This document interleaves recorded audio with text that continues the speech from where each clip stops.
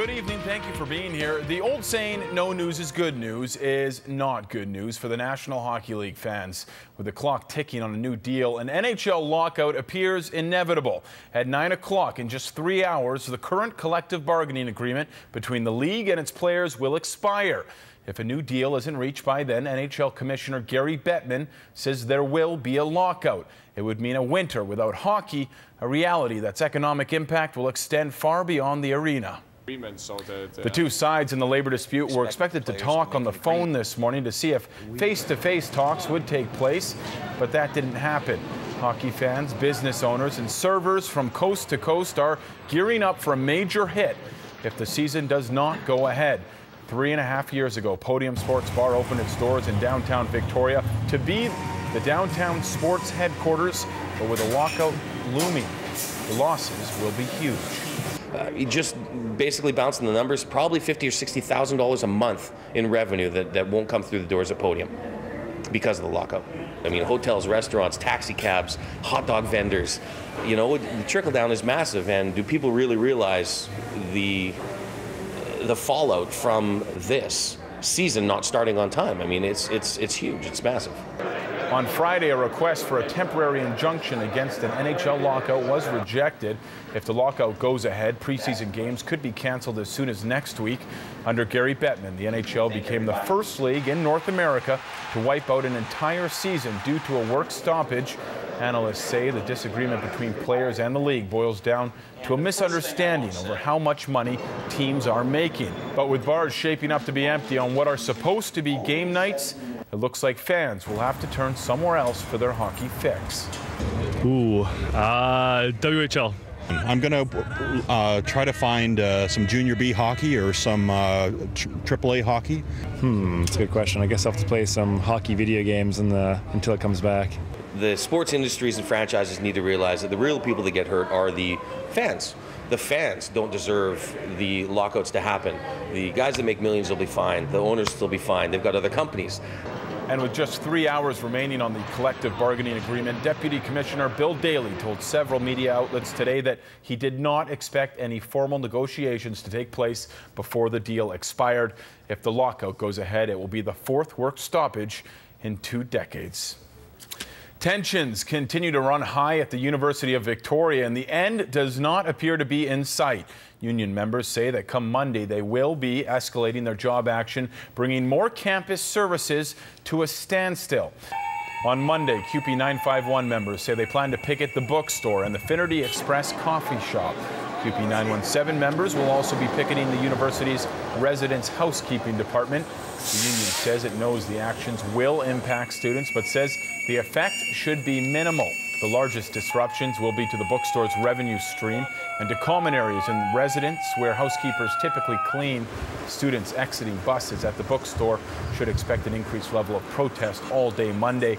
The unions are trying to get the university back to the bargaining table sometime next week. Members of the federal public sector rallied today as part of a national day of action, a chance for members to speak out about the impact recent federal cuts have on services across the country. At Central Park in Victoria, a handful of members from local labor groups, including members of the Public Service Alliance of Canada, gathered. Workers say recent cuts are hurting seniors, the unemployed, veterans, and new Canadians.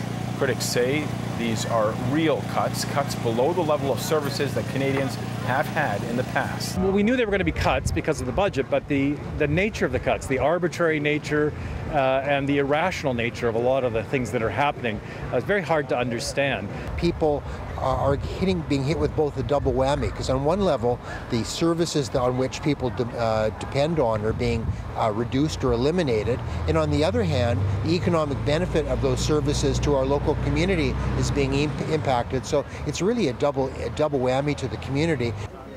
And nowhere are search and rescue cuts more apparent than in Vancouver. That's where recreational boaters, tugboat operators, even BC Federation of Labour President Jim Sinclair ended a long sit-in at the Kitsilano Coast Guard Station this evening.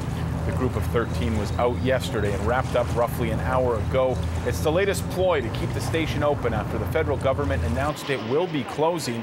Ottawa's plan is to have the Coast Guard base at Sea Island take over, saving about $800,000. but all other levels of government have slammed the plan. And a recent report from the Joint Rescue Coordination Centre here in Victoria warned the closure could cost lives.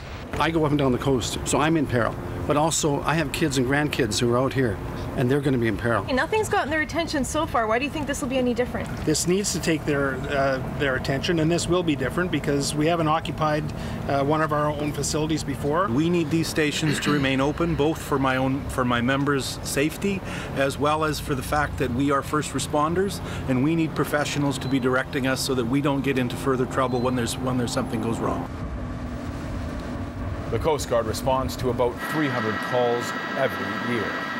Shorelines across the country, including Victoria's Gorge Waterway, are looking a little cleaner this evening. Look at all the garbage. For the 12th year in a row, the Burnside Gorge Community Association hosted its Waterway Cleanup. It's part of the 19th annual Great Canadian Shoreline Cleanup. Volunteers along the shore and a few in the water spent the day pulling trash from the waterway.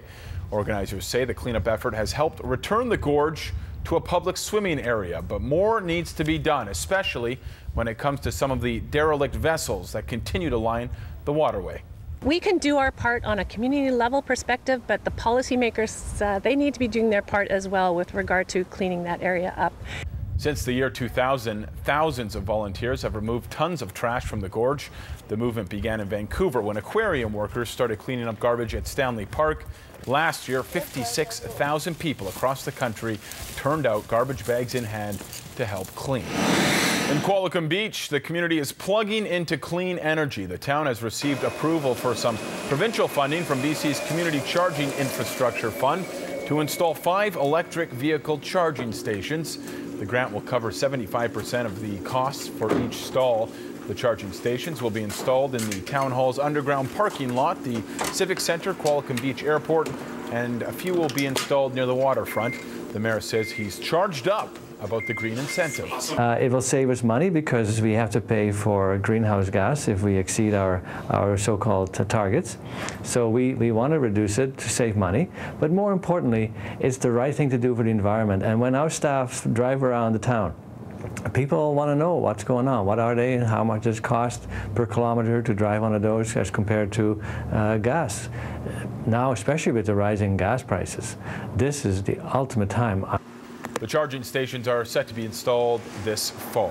Passengers on board a cruise ship off Brooke Peninsula, just northwest of Vancouver Island, got an extra show for free this morning. Just before 8, rescue crews from 19 Wing and Comox got a call for a medical emergency on board the ship. Strong winds forced the helicopter to conduct a hoist off the ship's bow from 140 feet above. The patient was raised in a rescue basket and was then taken to Victoria General Hospital in stable condition. And Victoria police are keeping a 29-year-old man in custody over the weekend after a dispute last night on the 500 block of Ellis Street. It happened just after 6. The Victoria man is known to police and is facing a charge of aggravated assault after a fight involving a hammer. The victim in the dispute was taken to hospital but was later released. The 29-year-old has a court appearance on Monday. Now to Port Alberni, where the streets were lined with cheering onlookers this afternoon as they welcomed well over 1,000 motorcycle riders. Big bikes with big riders who have even bigger hearts took part in the annual toy ride. And on the sidelines, right in the middle of the cheering crowds, our very own CTV's Gorge Kurbis. It's the day hundreds of riders and the people of Port Alberni look forward to each year. The streets of the city are taken over by participants in the annual Port Alberni Toy Run.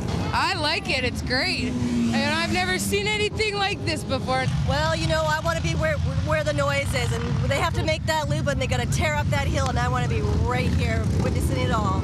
They've lined the streets to watch more than 1,000 riders from as far away as Oregon, here to bring toys and cash to the children of the Alberni Valley.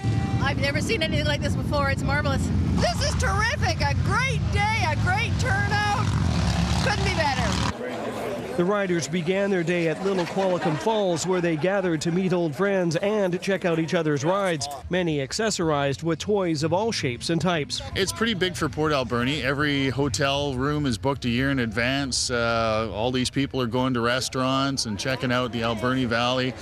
So it's a pretty good deal for the city and, of course, for the kids. They're each here for their own reasons, but they all agree that they're doing their part to show that bikers have a heart. It's all for the kids, you know, bringing the kids for the toys, for the Santa's Anonymous or that underprivileged kids. It's nice to just help out. We raise about over $1 million in the last 27 years for the children of Port Alberni and the West Coast. And of course, all those toys. One bike in particular is gaining a lot of attention here. It's the Lucky Charity Bike. It's a bike decorated by Nanaimo's Al Konensky in honor of Vancouver Island's signature beer. He collects donations from everyone who photographs it and passes the contributions on to various charities. Well, it brings out the Islanders. They see the bike, they want to stop, they want to look, and it's made it really easy for me to raise charity money over the last 6 years. There are lucky labels on the grips and bottle caps secured to different parts of the bike. Even the side compartments are designed to look like cases of beer. Now, is there Lucky in there? Yes, there is. Aside from Alberni kids, local businesses are also benefiting from the ride. The hotel rooms and local restaurants are filled during their two-day stay. Fort Curtis, CTV News, Port Alberni.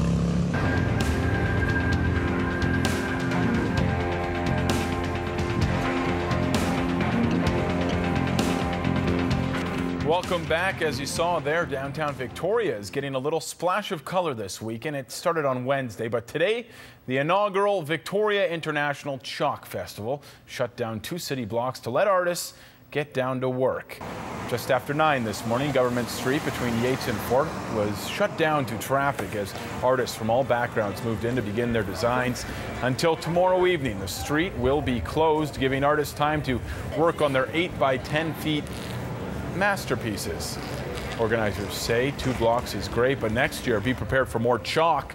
With the permission from the city, the festival says it plans to expand into Centennial Square and add more streets. We really think density is the key. We bring a lot of pedestrian density downtown. It's going to work for the merchants, it's going to work for the community, and at the end of the day, we're all going to have a whole lot of fun. On Wednesday, the world's #1 interactive 3D chalk artist Tracy Lee Stum began her 5-day drawing at the Bay Center. When it's finished, Stum's drawing will be up to 26 feet across and will appear in complete 3D when viewed from a specific vantage point. And if you haven't seen that Bay Center drawing, take a look. It really is something else. It's coming along. She's almost done. Finally tonight, how far would you go for a wedding ring? That was the question facing a group of soon-to-be brides and grooms as they raced around Victoria for the sparkle of a new diamond ring. Dressed in vintage white gowns, the to-be brides and their men raced against the clock and other couples to score a shiny rock from Armani Jewelers. Organizers of the event say you need to go the distance in every challenge to take home the prize rock. So we've got quite a few different ones, everything from carrying your honey over the threshold to tying a Windsor knot to trying to eat cupcakes without your hands to all sorts of fun things to do with weddings. And the CTV News camera wasn't the only one at the event. A crew from the reality TV show called The Proposal was on hand to document the race for an upcoming episode. And the bridal show is at Perks Rec Center tomorrow. Tickets are $15 at the door. I know that because Steve Coltman, our cameraman, told me he's getting married soon. Congratulations to him and Kelly. And thank you for watching tonight. We will see you back here tomorrow night for CTV News at 6. Until then, enjoy your Saturday.